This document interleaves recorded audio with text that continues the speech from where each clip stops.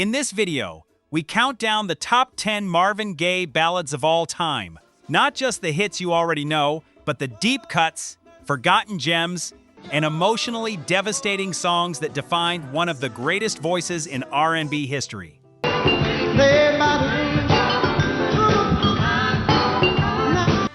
From the raw heartbreak of Here, My Dear, to the spiritual depth of God Is Love, we break down the stories, the producers, the label drama, and the real-life emotions behind each song, so you don't just hear the music, you feel where it came from. Number 10. Marvin Gaye, After the Dance.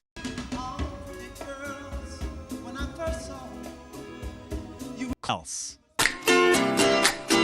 Number 9. Marvin Gaye, Mercy Mercy Me, The Ecology.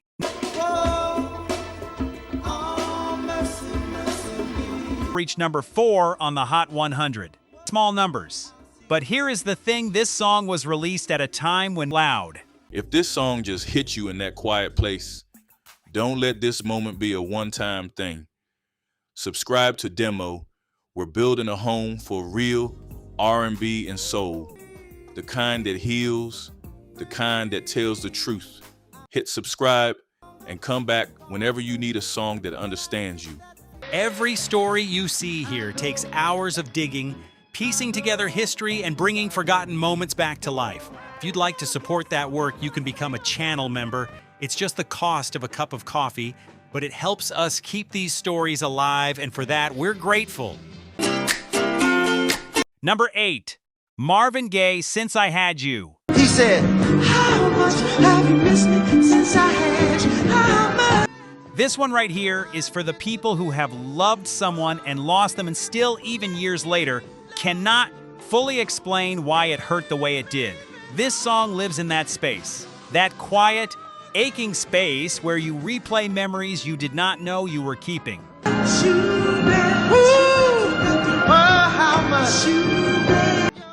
This track came from the In Our Lifetime album, released in 1981 on Motown Records. And the story behind that album is painful, but we will get to that. What you need to know right now is that this song feels like a man at the edge of something.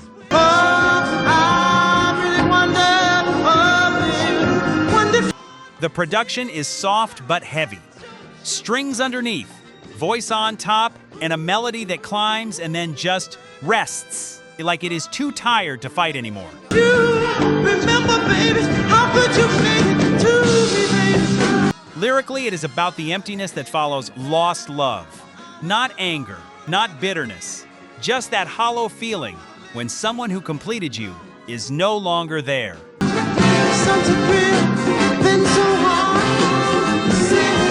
This album was released under circumstances that Marvin was not happy about.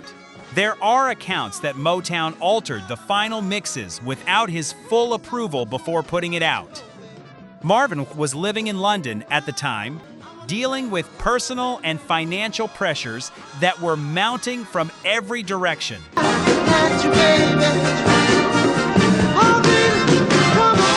The album came out and did not receive the promotional push it needed.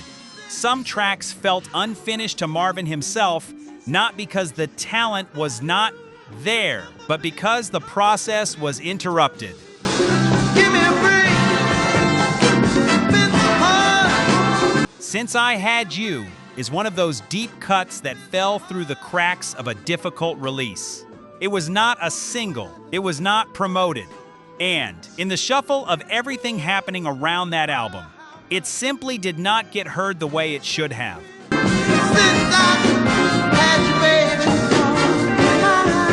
But listeners who found it, especially those going through heartbreak, held on to it like it was written specifically for them. There is something about a song that feels unfinished and still manages to be perfect.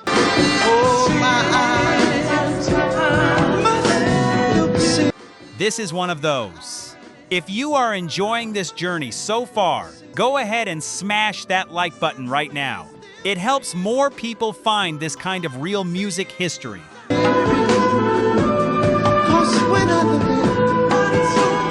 Now let us keep going because number 7 is a song that sounds like sunshine but carries more weight than you would ever guess just from the title. Number 7. Marvin Gaye, Just to Keep You Satisfied.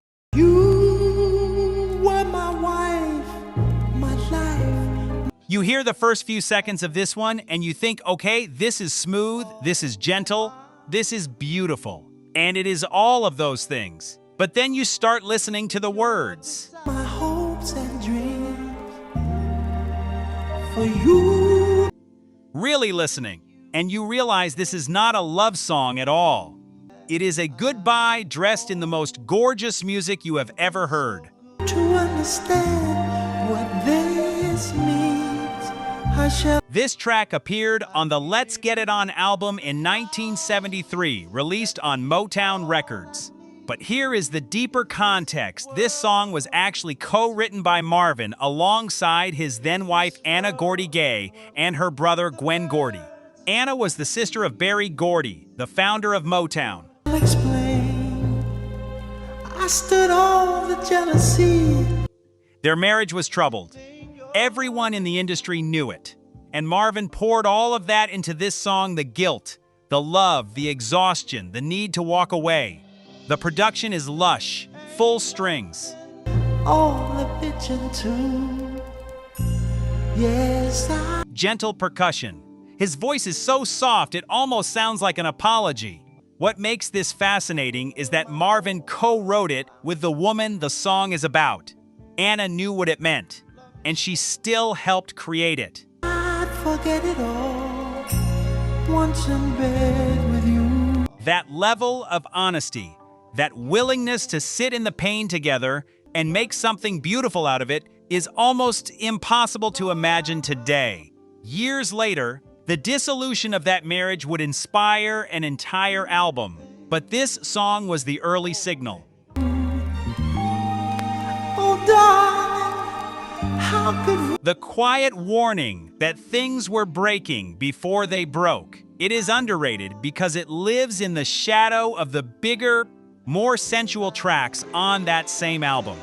When people think Let's Get It On, they think about the title track, about Come Get to Me, about the energy of the record. We end up like this. Just to Keep You Satisfied is the quiet room at the end of the hall. Most people walk past it, but the ones who stop, they never forget it. A song about ending love, made with the person you are leaving. There is nothing else quite like it in the whole catalog. Oh, baby, let me reminisce. Get ready for number 6 because we are about to talk about a record that became a spiritual experience for millions of people who never even stepped inside a church. Number 6. Marvin Gaye, God is Love. Don't go and say things about my father. There is a certain kind of peace that you feel when everything in your life is uncertain, when you do not know what comes next, when you have tried everything, and you are still not okay, and then a song finds you. God is my friend. And it does not fix anything, but it makes you feel less alone. This is that song for a lot of people. God is Love appeared on the What's Going On album in 1971 on Motown. He made this world for us to live. It is short, barely 2.5 minutes, but it carries the weight of something much larger. The production is warm and unhurried. Soft percussion, gentle keys, voices layered like a congregation. He gave us everything. Marvin wrote this from a deeply personal place. His brother Frankie had returned from Vietnam, and Marvin was trying to make sense of a world that seemed to be tearing itself apart. And all he had. The lyrics are a simple, direct declaration that love is the answer, that God is present, that grace is available to anyone who needs it. Of us is we give. What is remarkable is how this track transitions on the album. It flows almost seamlessly from other songs, as if it is part of a longer prayer. That was intentional. Each other love, honey, don't go. Marvin conceived the What's Going On album as a continuous piece of music, a suite almost. And God is Love sits at the center of that spiritual core like an anchor. It was not released as a standalone single, which is part of why it does not always get its own moment in the conversation. Talk about my father.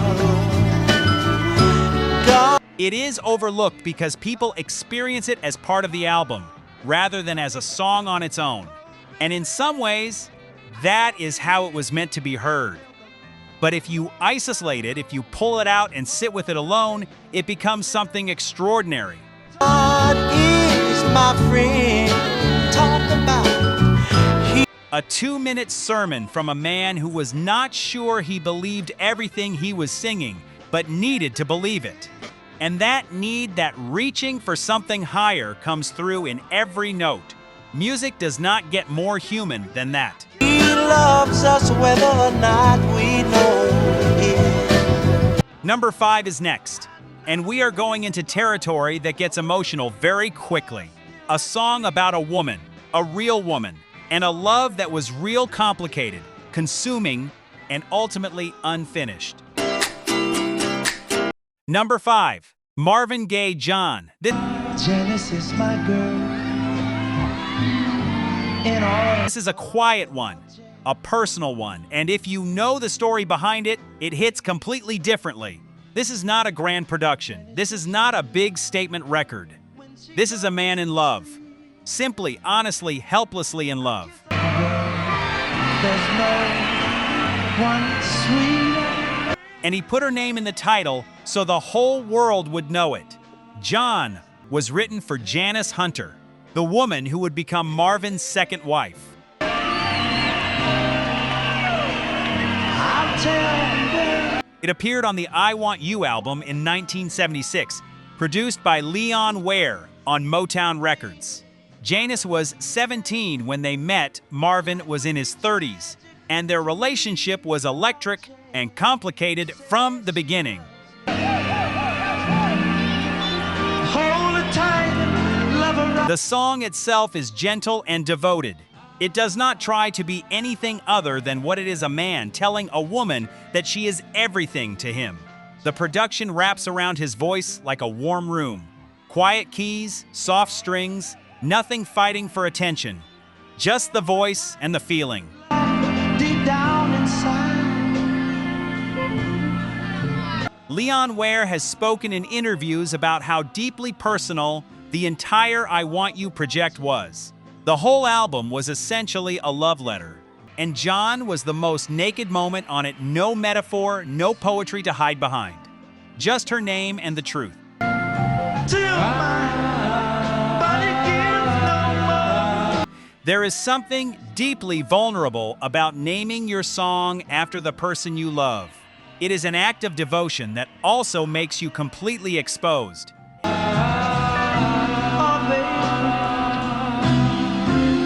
It faded partly because it was never a single, and partly because the personal nature of it made it feel like something you were not supposed to be listening to. Like you stumbled into a private moment. Some people find that intimacy beautiful. Others move past it quickly. There's no word. But for those who sit with it, especially those who have ever loved someone, that completely it stays with you.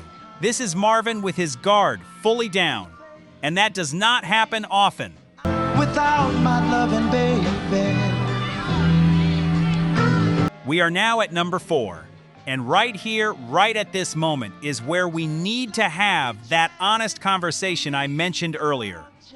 About the song that almost did not exist. About the label, the pressure, the personal collapse, and the record that came out of it all. Number 4, Marvin Gaye, When Did You Stop Loving Me? Now as I recall, we Exactly why. tried a million times. By 1977, Marvin Gaye's life was in serious down. And that isn't all. I gave my love to you each time to make amends. And what Marvin did in response was something that still divides people today. As long as you want me to, baby. This song exists because a marriage died. And somehow, out of that death, came something that will live forever. I'm gonna try a new way this time. Its own weight. Number 3. Marvin Gaye, Distant Lover.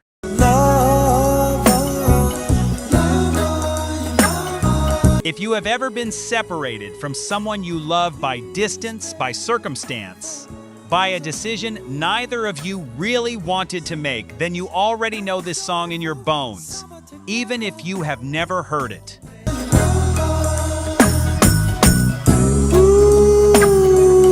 This is the song that gives language to that specific kind of longing, the kind that sits in your chest and will not move. Distant Lover was originally released on the Let's Get It On album in 1973 on Motown. So many miles away. But the version that most people know and love came from a live recording, specifically from the Marvin Gaye Live album recorded at the Oakland Coliseum in 1974. And there is a reason the live version became the defining one. Heaven knows. When Marvin performed this song in front of an audience, something happened that you cannot manufacture in a studio. The crowd, mostly women, would scream. Not the way people scream at a pop concert. Something deeper, more emotional. Like the song had unlocked something they had been carrying.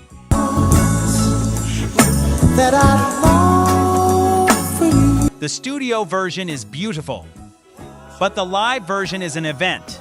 Marvin stretches the vocal out, improvises, reaches into registers that feel almost supernatural. Every night. He responds to the audience. He lets them into the moment. And the result is something that sounds less like a performance and more like a communal release. Every night. And sometimes A shared grief and a shared joy all happening at the same time. Here is the production detail. The studio version was produced by Marvin himself, with Ed Townsend, the same collaborator who helped shape the Let's Get It on album's sensual warmth.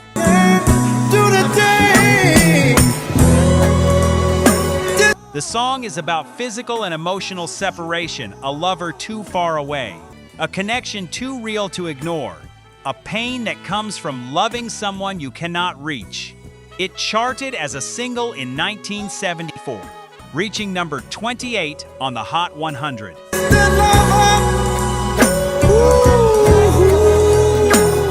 But on the R&B chart, it hit number 6. And in terms of cultural staying power in films, in late-night sets, in the memory of anyone who heard it in the right moment, it has never really left.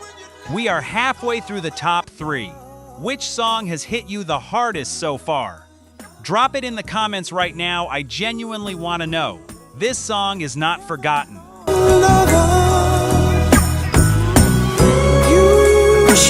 But it is sometimes underestimated because people categorize it as simply romantic. It is so much more than that. It is about the specific ache of distance. And in a world where we are more connected than ever, but often feel completely alone,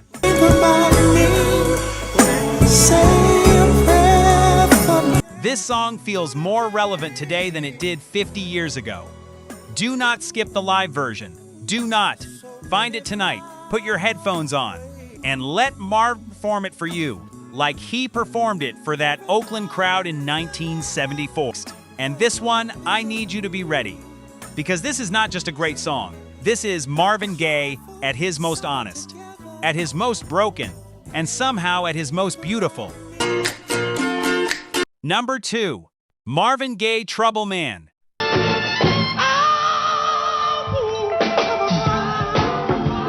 There is a version of strength that does not look like toughness. It looks like someone who has been through everything and is still standing, still moving, still creating. That is what this song sounds like.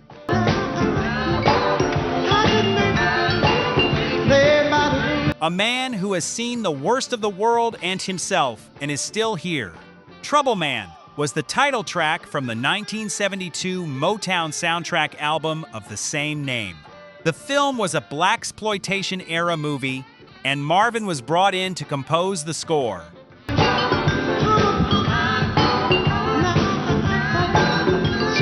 What he delivered went far beyond what anyone expected from a movie soundtrack.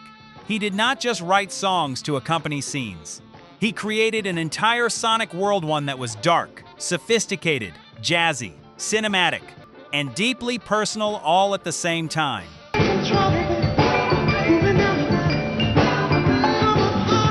The title track is the centerpiece, and it is remarkable.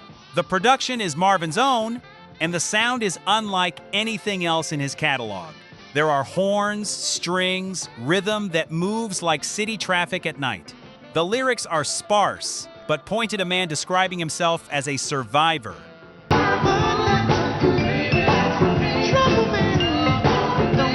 Someone who has been tested by the street, by life, by the system, and who has come out the other side not unscathed, but unbroken.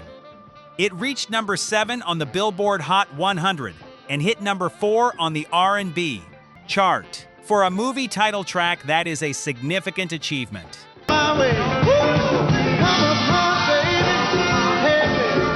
And critically, it showed a side of Marvin that audiences had not fully seen before, the cool, understated, self-possessed side. The man who did not need to beg or plead, who simply stated who he was.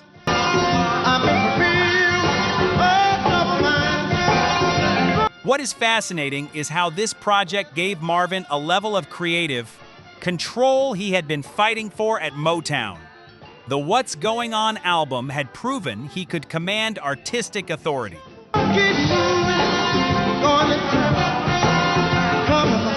The Trouble Man soundtrack deepened that. He was not just a singer doing what the label told him. He was a composer, a producer, a visionary, and this record is evidence of that, even if it does not always get mentioned in the same breath as his other landmark work. It has been sampled by hip-hop artists.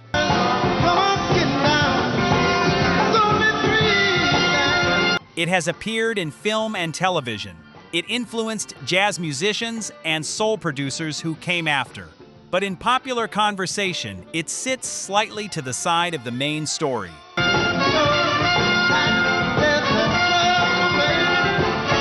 People know the name. Fewer people have truly sat with the album from beginning to end. Do that soon, because what Marvin built here is not a soundtrack. It is a statement.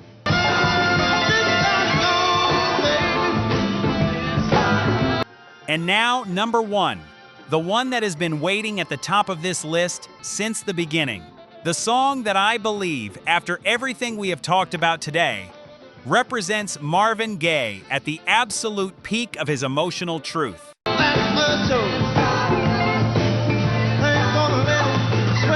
The one that came from the hardest time in his life. The one that proved that music can survive anything, if the artist is willing to be completely, devastatingly honest. If this song just hit you in that quiet place, don't let this moment be a one-time thing. Subscribe to Demo. We're building a home for real R&B and soul, the kind that heals, the kind that tells the truth. Hit subscribe and come back whenever you need a song that understands you. Every story you see here takes hours of digging, piecing together history, and bringing forgotten moments back to life. If you'd like to support that work, you can become a channel member. It's just the cost of a cup of coffee, but it helps us keep these stories alive, and for that, we're grateful. Number 1. Marvin Gaye here, My Dear. I guess I'll have to say this album is... We started this countdown by telling you that the most powerful song on this list almost never got made. Now you know why. And now we are here. The title track from the Here, My Dear album is not the most well-known song Marvin Gaye ever recorded. Dedicated to you. It is not the most played.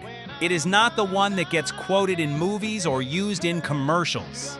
But it is, in my honest opinion and in the opinion of many serious music historians, the most complete emotional statement he ever put on record. Although perhaps I may not have. Picture this. It is 1977. Marvin's marriage is over. His finances are in ruin. His relationship with Motown, the label that built him, and in many ways controlled him, is fracturing. He owes money. He owes royalties. Be happy. This is what you want. He owes explanations to people he no longer has the energy to give explanations to. And instead of retreating, instead of making a safe commercial record to get out of debt quickly, he makes this. So I've conceded. An album about the end of love, about guilt, about shared responsibility, about two people who loved each other and destroyed each other at the same time. I hope it makes you happy. There's a lot of The title track opens the album like a confession over sweeping cinematic production built almost entirely by Marvin himself at his home studio and at Marvin's Room, the studio he had established in Los Angeles. truth in it, baby. He addresses everything directly, not in anger, in something closer to exhaustion, in something closer to honesty than most artists ever risk. The music is orchestral, deep, and patient. It does not rush to the chorus. It sits in the discomfort. It makes you sit there with it. I don't think I'll have many regrets, baby. This was recorded for Motown in 1977 and released in December 1978. As we talked about earlier, the label had virtually no incentive to promote it aggressively, given the personal and political dynamics surrounding it. Things didn't have to be. Berry Gordy's sister was the subject of the entire record. Radio did not pick it up in any meaningful way. Sales were initially disappointing. Marvin himself said in later interviews that making the album felt like therapy, that it was not made for the public in the first place. Way that was, baby. You don't. It was made because he had no other way to process what he was going through. And yet this album, this song, this title track, they survived. They were rediscovered. They were recognized for what they actually were. Have the right to use a son of mine. Keep me in line. Today, publications and critics who once dismissed Here, My Dear, regularly placed among the greatest albums in soul and R&B history. Not as a footnote, as a landmark. I hope it makes you happy. There's a lot of truth. The reason it sits at number 1 on this list is not because of chart positions or sales figures. It is because of what it represents. It represents the moment when an artist refuses to protect himself. Things didn't have to be.